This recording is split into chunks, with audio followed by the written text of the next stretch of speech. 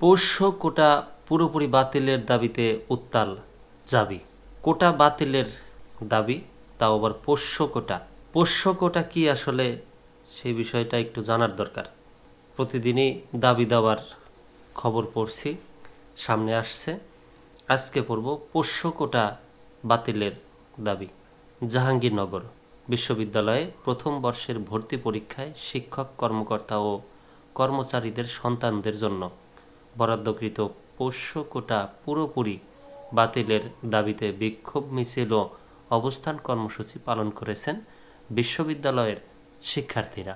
মঙ্গলবার 4 ফেব্রুয়ারি দুপুরে বিশ্ববিদ্যালয়ের বটতলা এলাকা থেকে এ বিক্ষোভ মিছিল শুরু হয়।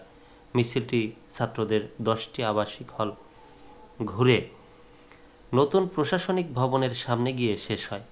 পরে সেখানে প্রশাসনিক ভবনের প্রধান ফটক ও পেছনের ফটকে তালা ঝুলিয়ে দিয়ে অবস্থান নেন বিক্ষুব্ধ শিক্ষার্থীরা।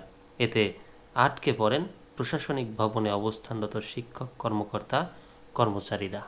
এর আগে গত 3 ফেব্রুয়ারি রাত 12:30টার দিকে পোষ্য কোটা বাতিলের দাবিতে অনশনরত 8 শিক্ষার্থীকে যৌক্তিক সংস্কারের আশ্বাস দিয়ে অনশন ভাঙান উপাচার্য অধ্যাপক মোহাম্মদ কামরুল আহসান।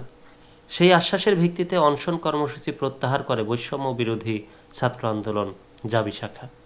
তবে বৈষম্য বিরোধী ছাত্র আন্দোলনের এ সিদ্ধান্তের প্রতি ক্ষোভ প্রকাশ ও সমালোচনা করেন বিশ্ববিদ্যালয়ের সাধারণ শিক্ষার্থীরা। তারা বলেছেন, পোষ্য কোটা মানেই অযোগ্যদের সুযোগ করে দিয়ে যোগ্যদের প্রতি বৈষম্য সৃষ্টি করা। গণ অভ্যুত্থানের পরবর্তী সময়ে বিশ্ববিদ্যালয়ে কোনো বৈষম্যমূলক কোটা পদ্ধতি থাকতে পারে না বলে মত শিক্ষার্থীদের।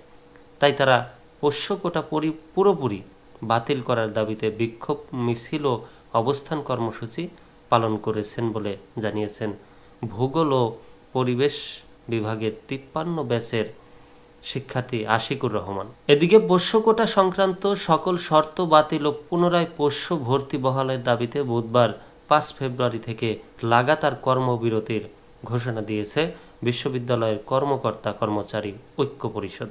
তারা মঙ্গলবার সকাল 11টার দিকে পূর্বের মতো পোষ্য কোটা বহালের দাবিতে বিক্ষোভ মিছিল নিয়ে প্রশাসনিক ভবনের সামনে অবস্থান নেয়।